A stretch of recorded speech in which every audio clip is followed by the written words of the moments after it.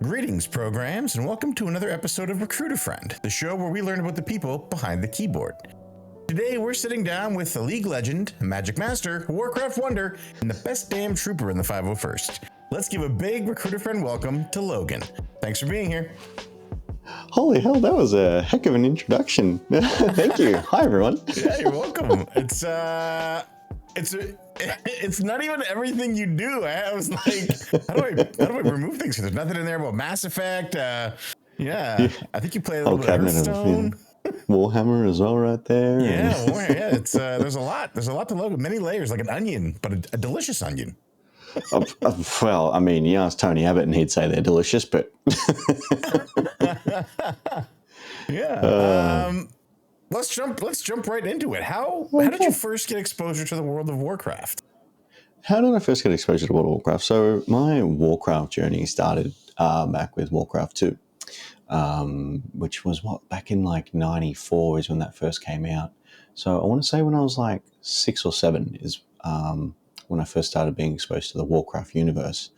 And then the day World of Warcraft came out, my, at the time, father figure took me over to his brother's and dad's place, and they had just downloaded this brand spanking new game called World of Warcraft, and the four of them, like all the brothers and the dad, were sitting around all playing this game, and it looked fantastic. And they're like, "Oh, do you want to play?" And I was like, "Yeah, no worries." And I jumped on and I made a female human mage, and I remember the sound of casting my first frostbolt at the mobs, and I forget what the mobs are now. It's been years since I've been back there, but I was hooked instantly, and I watched the trailer when I got home that night, saw the Night Elf Druid transforming, like, you remember the classic OG trailer, the run through the forest and then the shift, and I was like, that's for me. And that was it. The rest is history. Mained a Druid for 16 years and now been maining a Paladin for the last 4. Oh, wow. Why swap off Druid after such a long term? I think content creation has a lot to do with that, actually. Mm-hmm. I discovered Twitch and started hanging out with all these really cool, fun, awesome people. And I wanted to play with them, and every one of them was Horde. I was like, bastards. yeah, exactly. You mother Alliance main for life. And I decided to make the switch to Horde. Well, create a Horde character. And I wanted to try something different. So I made the jump to Belf Paladin. Nice. Well, you chose the right Paladin if going Horde. Blood Elves are the correct choice. That's it. Yeah, that was good. You mentioned Warcraft 2 was the beginning there. So I'm assuming that have you been a fan of fantasy games and universes your whole life? Yes. To be honest, my whole life, the very first ever game I got into was, admittedly, I learned this after the fact, was a sort of teaching game. It was a game called Gizmos and Gadgets, and it's all about math and science to help you develop your math and science skills during primary school. But I was like, computer gaming is for me. And then, so I played, it was like Warcraft 2, and then I went back and played Warcraft and every Warcraft game and Diablo game, Mass Effect, sci-fi, big fan of sci-fi stuff. So to your point, I've been a fan of fantasy and science fiction games since as young as I can remember. Pokemon on the Game Boy, Star Fox on Nintendo 64, like all that sort of stuff. Nice. Yeah. Nice. Yeah. My partner has a theory that people who are into fantasy games and books and movies, that they are better people, because in those games the purpose of the hero is always and in the books the hero is always like taking it upon themselves to help others. She's like, I'm convinced that all the bad people in the world never read Lord of the Rings. That's a take. They've either never read it or they don't like it. Yeah, exactly. Yeah. What's that saying? It's like, point me to someone who doesn't like Lord of the Rings and I'll show you a bad person. Yeah. Can't disagree. You're right. The eponymous hero generally is acting very selfless and trying to help others around them. Yeah. That's true. That's true. Okay, so for 16 years a druid, wow, that's a long time to be a druid. How did you engage with Warcraft? Were you a raider? Were you a dungeon runner? Were you a collector? Raider. I cannot tell you the amount of times I skipped school to get home and raid. I don't skip school, kids. You'll end up like me. Well, that seems great. So Yeah, right. So far, so good. Yeah, raiding. I can't remember the server. I think it was Black Rock, Dragonmore or Black Rock. It was like the unofficial Australian server back in the day because we didn't have oceanic servers. And I was in a guild. I think it was called like Ascension or it started with a P. There was like two of them. And anyway, we were the number one raiding guild on that server at the time. We were like the first to clear Blackwing Lair. We were the first to clear Molten Core. And my favorite memory from that sort of raiding, I think it's called the Leatherskin Jerkin or something. It's a chess piece from Blackwing Lair, and every single rogue wanted it. And back in the day, we used DKP to earn points. You attended raid, you performed, you got more DKP. And I remember spending my DKP to buy this Leatherskin Jerkin and annoyed every single rogue in the raid that wanted it.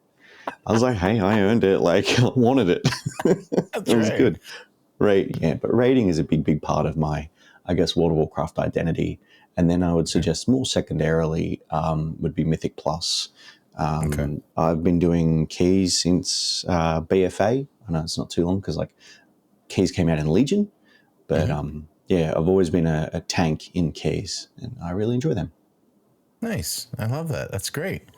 Yeah. That's great. Mythic Plus, yeah, that's great. How is I try to wrap my head around what it's like, must have been like as an Australian playing with the ping, because with no servers. Like, did you all just develop precognition to know, okay, this is when I'm going to have to press this button? Almost. It's funny, in the introduction you mentioned League of Legends.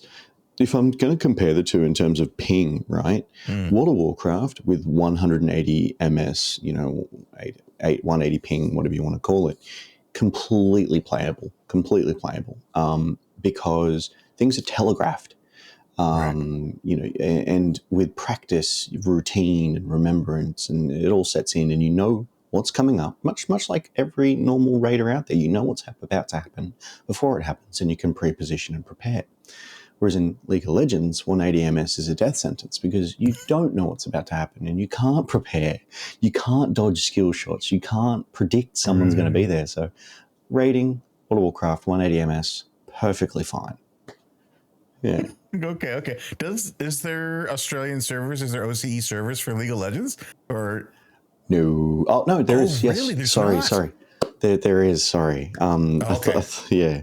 Because so I didn't know there was OCE servers, and so I started playing on NA, and I'm like, I cannot do this. And then someone was like, "Why aren't you playing on OCE?" And I'm like, "There's OCE servers."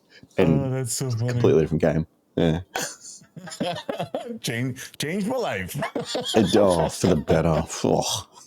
That's great. That's great. So 16 years of Druid, you're raiding, you're loving it. At what point did you say, you know what, I want to share this journey with the world? When did you first hit go live and why? Yeah, okay. So that was during COVID. So was it nearly 4 years ago? So 2020, it was like August 2020. Actually, hang on, next month. Yeah, next month is my 4-year streaming anniversary. Cool. It was during COVID. I was made redundant, and a friend reached out to me and said, hey, my sister's got this Facebook gaming page. They want to stream us 24/7. Do you want to do it? And I'd never streamed before, but he knew I was a gamer. So I was like, all right, I'll give it a go. I downloaded everything and I started streaming on Twitch. Anyway, contract talk fell through on the Facebook gaming thing. And so I had developed a community very quickly on Twitch because I would tell my raiding guild, I'm like, oh, I'm live. And they would all come and watch. And then, I developed the community. The talks fell through and I decided to stay because I liked what I'd found. It was like a social outlet for me. It was a really good way to connect with other like-minded people who loved World of Warcraft and raiding. And it just went from there. The rest is history, really. You know, I started connecting with other content creators. I started connecting with more of the community, and I loved it. And I've had, I dare say, like 0 bad experiences with anyone in the WoW sort of atmosphere from a streaming perspective. So that really helps as well. Yeah, that's pretty good. That's unique to you, because a lot of people have some negative experience. Well, I think it's important to distinguish social media experiences versus like sort of Right. streaming content creation experiences. I also think Yeah. streaming and content creation are 2 different spheres as well. They're very different energies with different objectives. So if I say, you know, from streaming perspective, I don't think I've had a bad WoW experience. You know, I think that's true. That's awesome. That's good to hear. Yeah. And you have had sort of, for only have been streaming for 4 years, you've had sort of a very like good trajectory, because you're kind of a big deal especially in the ANZ area.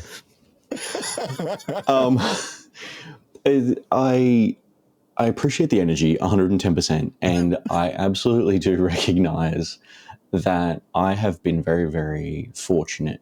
I think, you know, part of the trajectory you may be referring to, and that most people will be familiar with, is that, you know, I'm on the Blizzard ANZ, I'm on the Blizzard launcher, right? Which, you know, people in the EU, such as yourself, people in OSH, can see every my Saturday morning. That's my face on the Blizzard launcher. Like, what the hell is this? So yeah, I'm so grateful, so thankful, and the key takeaway for that is I wouldn't be there without the people behind me. I wouldn't be on that launcher if I didn't have the community and the good community that I've built up over that time. Yeah, so it's quite good.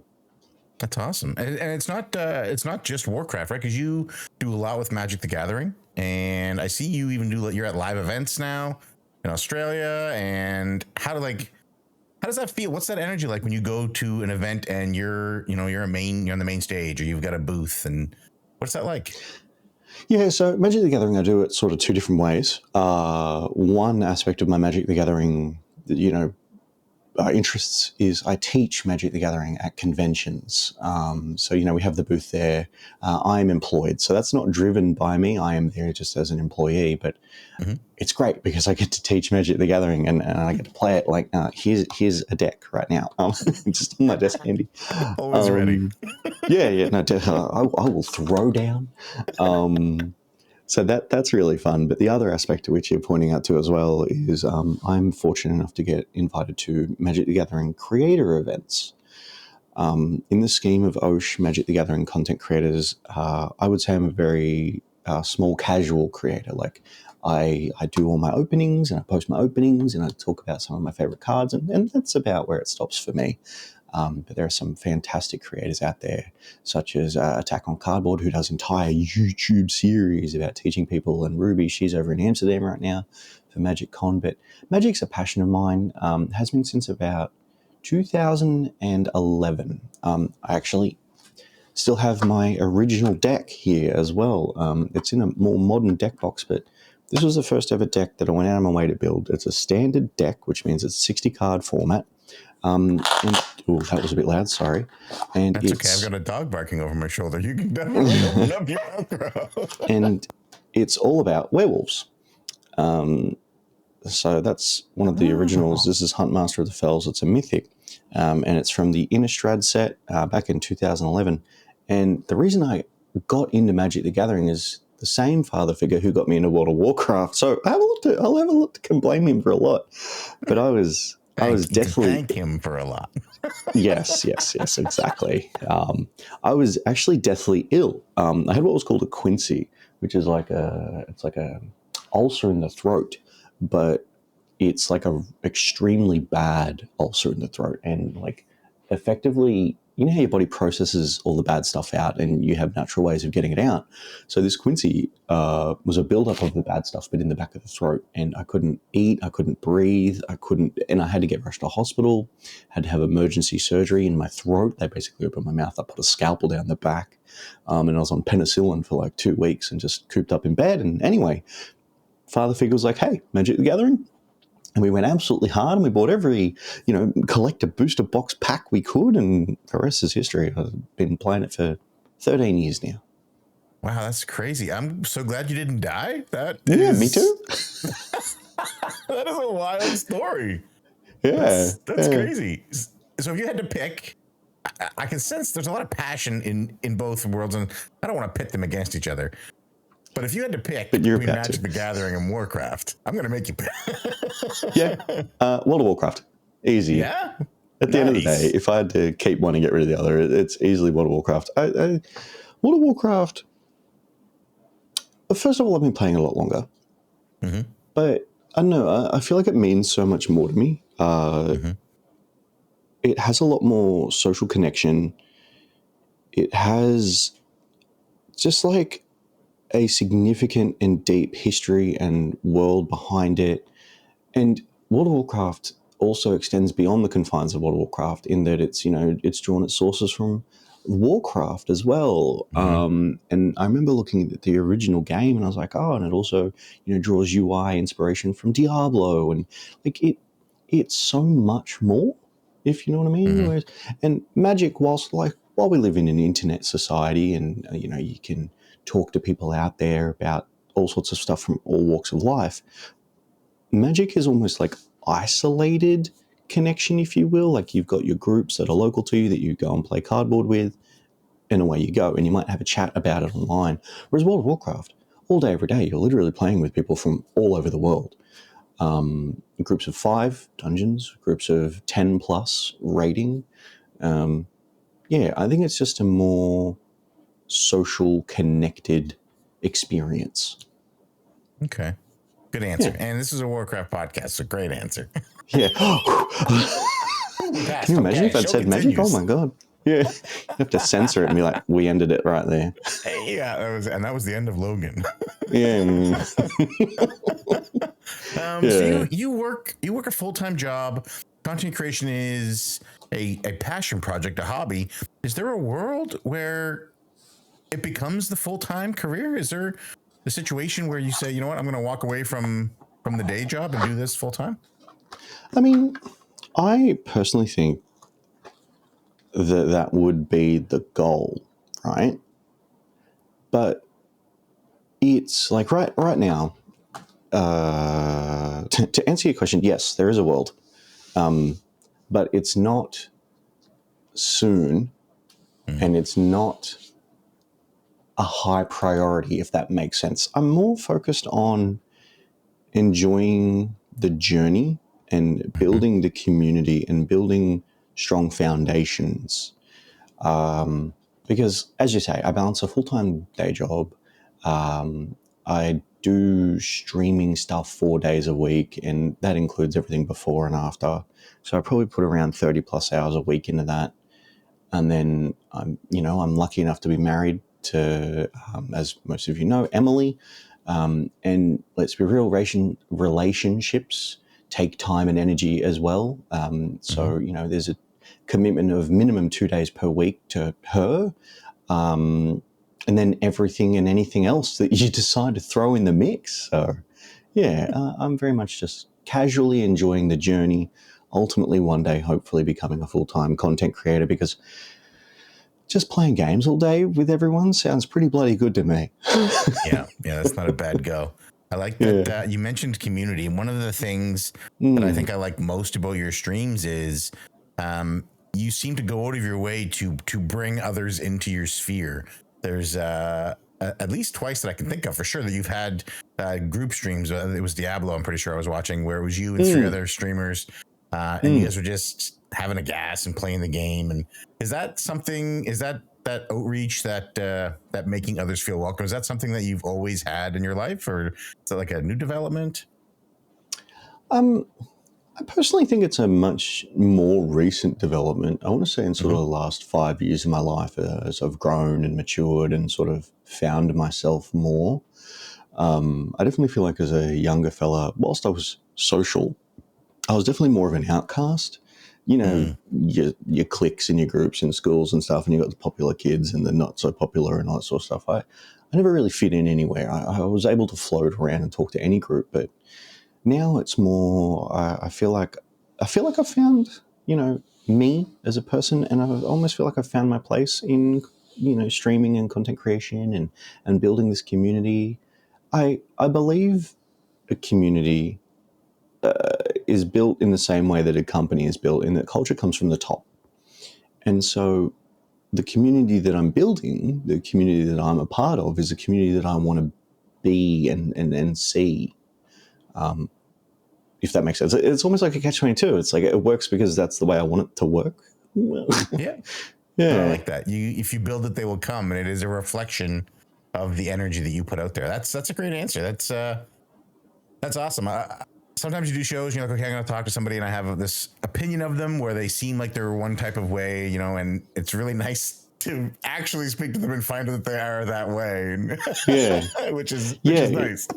And you're not the first to say that, actually. Because in content creation, right, some people do put on a facade. Some people are different people in front of the camera. And this is no, ick or anything against them. They do what makes them feel comfortable to be on camera. But I am literally just me. Unabashedly Logan. That's it. No, you've done this before. You've got the words. I have a big list of words here to use to work into the show. Yeah, that's it. You've been put up to it by stream, haven't you? Yeah, that's right. Hey, can you guys give me a list of words that Logan might think I can't spell? Okay, Logan, I would be remiss if I don't mention this, if I don't ask a question about this. Behind you, sir, there is a series of helmets. And I have to ask, how awesome is it to become a character? Wow.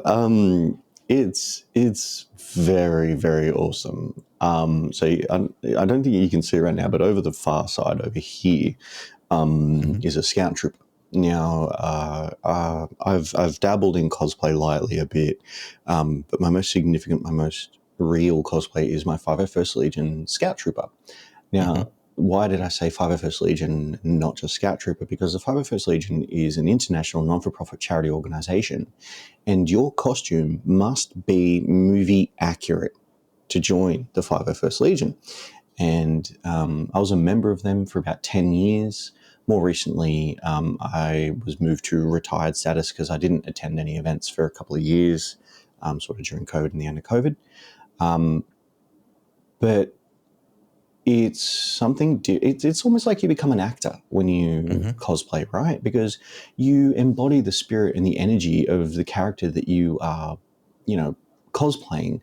And oftentimes within the Star Wars community, Scout Troopers are perceived as kind of, silly little buggers. So like we'll just be dancing and running around and doing all sorts of silly stuff. And the mask is really nice too, because it lends an element of anonymity in a good way, right? You do stuff that you probably normally wouldn't be comfortable doing, such as dancing in public, such as, running around, like you've had too many Red Bulls, playing tag with Darth Vader, like stuff like this.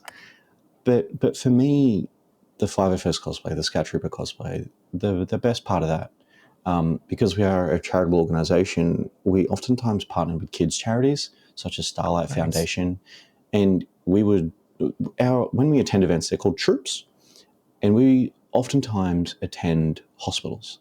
And oftentimes we attend hospitals where there are children who can't leave hospital, like the severe, the really unfortunate cases. And we'll spend half an hour to an hour just sitting there hanging out with them, playing games, letting them, play with Star Wars, and those ones were the most impactful and meaningful to me, to make these kids smile. And I think that's the joy that I got from cosplaying a Scout Trooper. Yeah. I love that. That's such a heartwarming answer. I was ready for I like dressing up like Commander Shepard, and you're like, no, charities, and I go see sick kids, and yeah, that's great. Yeah. That's great. Yeah. So how did you build the Scout Trooper set, or did you buy the I don't want to say outfit. Did you buy the costume? Yeah. Say what you want. We all know what you mean. So interestingly, with the 501st Legion, You can. Some of them are very, very highly detailed and impossible to sort of purchase pre-made. But the Scout Trooper is one of the ones, along with the Stormtrooper, that, as you would imagine, there's a production line basically, and people like cast and make these all the time. But it's hard to explain it without the photos. It's kind of 50% of the way there when you buy the kit, right? They've got they vacuum molded the main big plastic pieces, and you need to trim it and like file it and all that sort of stuff, treat it, so to speak. But you also need to custom make the boots and custom make the belts. And so it's sort of like 50-50 pre-made versus custom build. Yeah. Cool. I like that. Do you have any training in costume design in real life? Self-taught? No. Yeah. Well, that's the beauty of the 501st Legion as well, right? Is that they're everywhere. They're all around the world. Here in Melbourne, we have the largest garrison, they're called, in Australia, with the most active troopers. And so what that means is you've got pockets of the community around you, and they do armor parties where people bring costumes and everyone comes together with all their costumes, and we basically crowdfund our experience, and we all sort of crowdsource, our experience, and we all sort of build together and we all learn together these techniques. And so that was part of it. Oh, wow. Yeah. Community is like an intrinsic part of who you are, it sounds like. Whether it's 501st or your stream. Yeah, that's great. Yeah. I love it. Sounds Very good. Cool. Yeah. I don't know if we have any local 501st here. I should find out. I would love to. That sounds like a great thing. Can you be in the 501st without having can I just join as like a member who just supports the causes, or do I have to have a costume? So you have to have a movie accurate costume to join the 501st Legion, but you would still be able to attend as part of the 501st if you're not cosplaying as a wrangler. So wranglers are the people who look after the cosplayers, basically. Sometimes we'll go to conventions and a wrangler will be out the front of us. Generally, the wrangler will also be 501st costume, like an Imperial officer. That's one of the easiest costumes to get into the 501st Legion. One of the cheapest, one of the easiest, and honestly, still one of the coolest as well, and the most mobile, because you're literally in almost normal clothing. You're not prohibited by armor in any way. And oftentimes they will walk ahead of the groups and they'll basically say, hey, look, warning, they have very poor visibility. Get out of the way. Because we do. Like, you've got like these tiny little slits. You can't see anything. Oh, yeah. Do you get claustrophobic in there at all? I mean, obviously that comes down to the individual. I can't say that I do. The Scout Trooper is actually a very, very generous helmet. It swings wide open at the front and has a lot of space in the front, whereas something more like that, which obviously that's not 501st approved, that's just bought second. It's right on the nose, so it might cause a bit of claustrophobia for some people. Okay, cool. Yeah. I love it. Thank you for the, I know we sort of detoured off the Warcraft path there, but a little glimpse into the 501st. It's a community that's, I've been a big Star Wars fan ever since I was a kid. And now I don't really announce that too much because Star Wars fans kind of suck a lot online. Oh, nice. Yeah. It's very cool. It's a community I've always been interested in. So it's great to get that information. Yeah. There's like any community, there are good and bad elements. And I guess, I don't know how to I think it's important to keep them separate. As best you can. Like one of the best tweets or quotes that I've ever seen is about gaming and social media, and it was, remember how you used to love that game before you went on social media? And I think that's so important because you played that game, you loved that game and that experience that came along with that game, and then you went on social media and everyone else's opinions, and it's like, oh, and then you associate that negativity with that game, even if that wasn't your experience, Yeah, that's a good point. We are too very easily influenced by the opinions of, and oftentimes, complete strangers. Yeah. I love it. All right, Logan, Warcraft, Magic the Gathering, League of Legends, climbing that ladder. I think that's the right term. I don't play a lot of League. 501st. What does the future hold for you? The future. Right now, the future is steady as she goes. You know, I had an amazing year in 2023. I got to go to BlizzCon in 2023, so that was fantastic. 2024, there's no BlizzCon, so right now it's attending all the local conventions such as PAX and DreamHack, the Game Expo. They're sort of the bigger, awesome ones. And networking, collaborating. Like I'm loving collaborating this year. At the start of the year, I put a bigger focus on collaborating with other creators, and it's just really fun. They add a different energy. You learn and listen to new perspectives. And you know, for example, in World of Warcraft, you know, I'm a raider and M+er, but as you asked in your question, there's so much more to World of Warcraft. There's pet battles, there's transmogs, there's mount collecting, and you like those aren't parts of the game that I explore or dabble in very often. They're very passive. Oh, okay, cool, that happened. But you go into someone's community or stream and that's their main focus, and you see their passion and their love of that element, and you're like, God, there's so much more to this game. And I think that's very enlightening. As you pointed out earlier, Diablo 4, I may not be hashtag Diablo partner, but I get all these accelerated battle passes to give away all the time. And as part of the collab with that group, Psychosis, Salem, and Wolfie, I was able to distribute some of those codes to them as a very rare, exceptional one-off. I did seek and gain permission before I did it, because normally you're not allowed. And we were able to just jam Diablo 4 for like 12 hours. And I was like, oh my God, this is fantastic, you know? Yeah. But yeah, the future, more of that, more of the same, but more of it, if that makes sense. Yeah, no, I love it. You mentioned, it's funny because you mentioned how there's so many layers to Warcraft, even in collecting. I've been playing Warcraft since it launched, and I only last week found out that there is like appearance collecting and source ID collecting, where you have to get not just the appearance of an item, every source that drops that appearance of there's a person in our guild, they're the number 2 ranked collector in the world. And we were playing some mop remix together, and I was like, we were looking for stuff, and I was like, oh, which ones do you need? So you must have most of these. And he's like, well, I need them all because they're all new source IDs. I was like, what are you talking about? What does that mean? And it just opened my world. It's crazy. There's completionists, and then there's whoa. Okay, so the equivalent, right, of that in Magic the Gathering, okay? Yeah. As an example, there's a card that was printed in, I don't know, call it 1995, because this is an example. And then every year they would reprint that card. So there'd be 20 printings of it. Even though mechanically it's the same card, it sounds like that person would still want to go and get all 20. Exactly. Like, yeah, I need the original Black Lotus. I need the re-release Black Lotus. Good luck. Yeah, exactly. Impressive. Yeah, it's a level of dedication I know I don't have. Like, I struggle to get what I want, let alone collect all the appearances, let alone the IDs of them. Like, oh. Yeah, it's a still lot. haven't got that Sylvanas bow. Oh. Yeah. Hey, friends, sorry to interrupt. Let me tell you what this season's sponsor, Guilds of WoW. Simplify your guild management with seamless Battle.net and WoW API integration for all game versions with flexible viewing options that include Google Sheets integration. Use cutting-edge tools for roster management, event planning, and recruit automation with their advanced Discord bot and in-game add-on.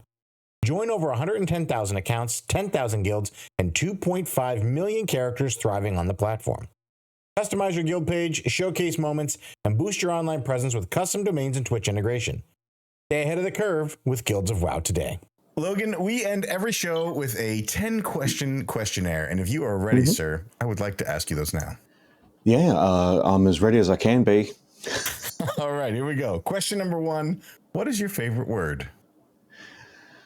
So I had to think about this, and it's more recent because Emily and I have been watching a lot of anime. Exposition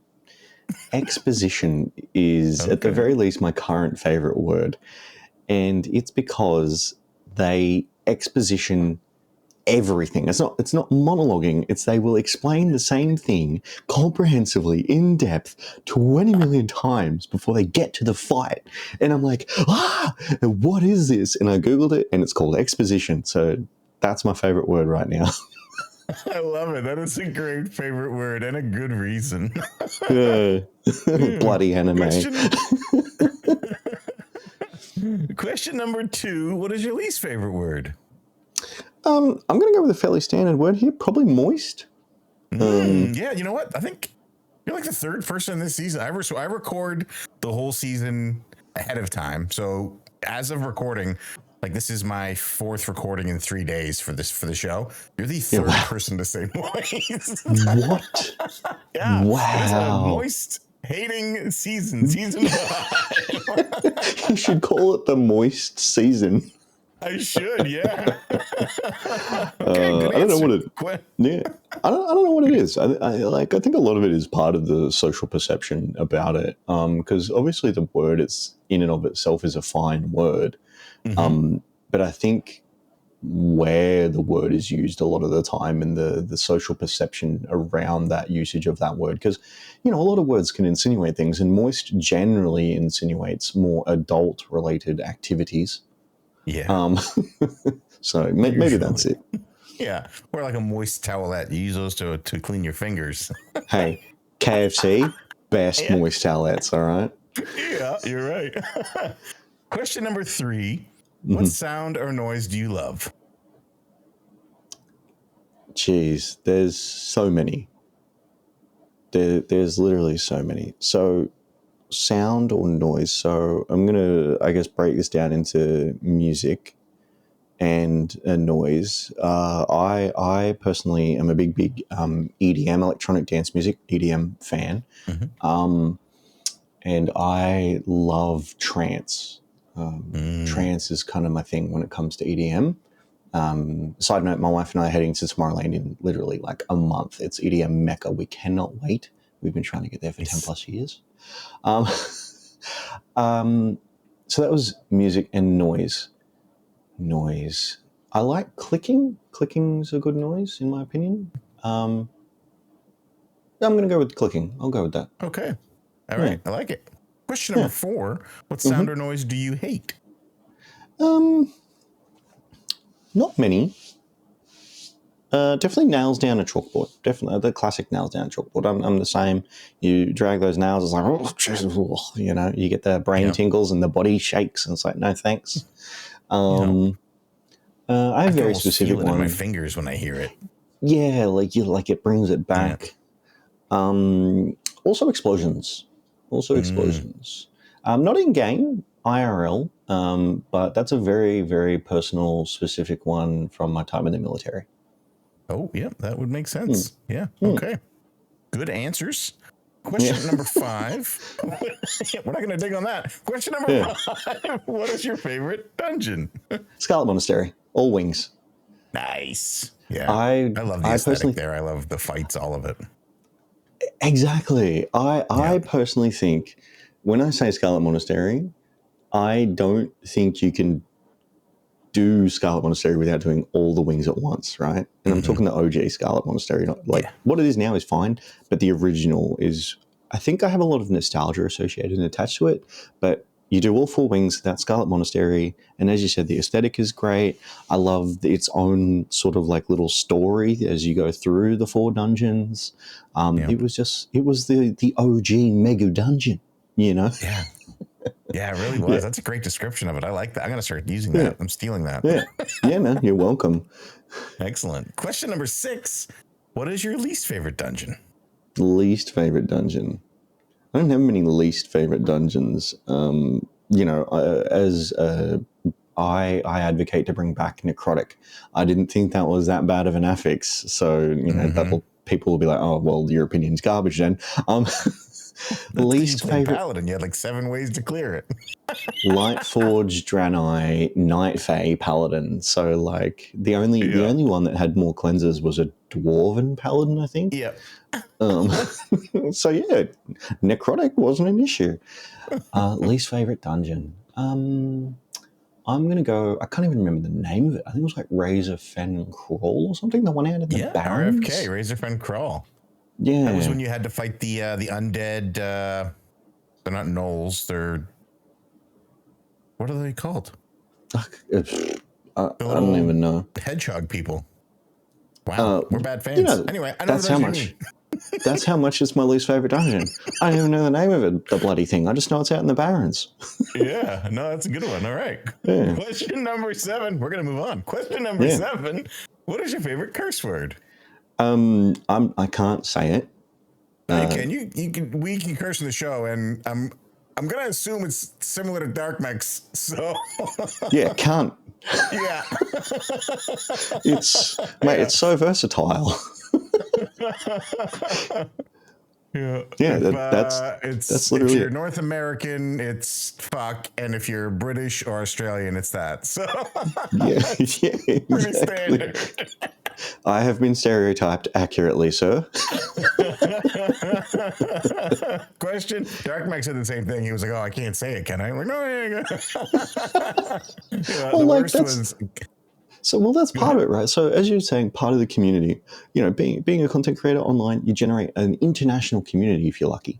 And most of my community is. And that word is banned in my community. I have banned that word in my own community because I understand and respect that it still does offend a lot of people. Just because, it doesn't offend me or most of Australia, it doesn't mean it doesn't offend most of the people in my community. So it's banned there. So I'll always ask before I say that sort of stuff. Exactly. Yeah. I think in North America, particularly aggressive individuals wield it like a weapon. And then that, I think, is where the negative connotation comes from. So I definitely we ban it. We don't use it because of that reason. Because we wouldn't want to mistake its general use in other places with how it is typically used here in North America. Yeah, no, I get it. Good. But it's a great answer. I had Hottie on as well, and her also being from Australia. When I got to that question, I was like, I'm really nervous that she's about to say this word. She did not. Yes, a Hottie is very wholesome. Yeah. Question at number 8. Yeah. What is your favorite raid? Okay. This is very, very nostalgia based. It is Blackwing Lair.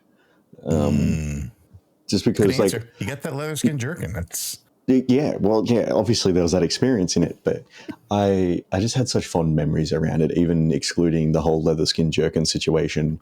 We all did Onyxia's Lair, and that was great. We all did Molten Core is the sort of a first initial raiding experience, but so I didn't know what I was getting into with Molten Core, but I'd raided it and we defeated it, and then Blackwing Lair was coming, and I was like, yes, now you kind of know what to expect in raiding, and you set out with that goal to smash it fast and first, and so that's what we did. We dove into it and we raided hardcore properly, and with that experience of Molten Core behind us, it was a good time. I love Blackwing Lair.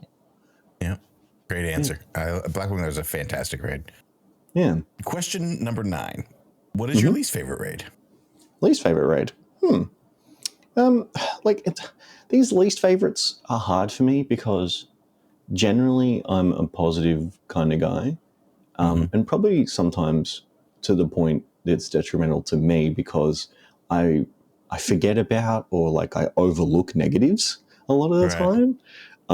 And so when it comes to least favorites, it's I don't even remember that stuff. So I remember the good, not the bad. But if I had to say least favorite raid, it's probably going to be more recent. It was in Nazjatar. Eternal Palace. Is that the big full raid? Not that there was a 2-boss raid. Yeah, the big full one. Oh no, the 2-boss raid was Crucible of Storms in Stormsong Valley. That was the 2-boss raid. Yeah. No, that one was fine. It was the Nazjatar one. I think the big full one where you fight Queen Ajara at the end. Yeah, that one sucked. Yep. No, that Queen Ajara fight is not a good time. Exactly. It's good. And there's also the fight where you fight that weird snake thing sticking out of the wall, and you're all swimming. And there's like an octopus fight, I think. Yeah, good answer. I can't remember. I think I've been like twice, and I hated it, so I've never gone back. Yep, good answer. Yeah. Question number 10. If Azeroth was real, where would you call home? Anywhere Night Elven. Astronaut. Astronaut. That's a good answer. I think that's a first. No one said that before. Well, because, right, and I love it, and it's Night Elven, and it's everything Night Elf aesthetic. I have a very personal history with that place in-game. The guild that I was in, the one back on Dragonmoor where we would raid all the time, we had our hearthstones, despite the inconvenience, all set to Astronaut. And back in the day, World PvP was massive. Like, people would organize like 100+ people, like World PvPs. And there was like, an unofficial Horde will attack Astronaut and Alliance will attack Crossroads. It was like the unofficial like World PvP meet. So anytime you'd ever get that global ping that Astronaut was under attack, we would hearth in and there'd be these hour-long World PvP wars. And so, yeah, I've got that kind of fun personal connection with Astronaut, and I'm just like, yeah, it's everything. It's pretty cool. I love it. The beacons are lit. Astronaut calls for aid. Literally. We'd all hop in. It was good. I love it. That's great. Yeah. That's awesome. Logan, that's it. That's the show. Okay. Thank you so much for being here. Yeah, thanks for having me. It was fantastic. I liked those questions. Yeah, it was good fun. A lot of reminiscing. Good. I'm glad you did. I always have it's so nice to learn about who the people are outside of just what you see on stream. So it's always a nice journey for me. I'm glad it's comfortable for the guests most times. Yeah, most times? What do you mean? Well, you have to listen to find out. Yeah. See, that's a hook. You've can done you this tell before. our listeners where they can find you? I am literally at LHP64D on every platform. YouTube, Instagram, TikTok, Twitter, which is my biggest one, Twitch, second biggest one. Anywhere and everywhere, LHP64D. Yeah. Excellent. And friends, thank you for joining us this week. We hope to see you again next week. And remember, in a world where you can be anything, be kind. Thanks for joining us for this episode of Recruiter Friend. You can find us on Twitter at RAF_podcast and everywhere you find podcasts as Recruiter Friend. If you'd like to support the show directly, you can find us on Patreon, where you'll get all episodes early, as well as some fun behind-the-scenes perks.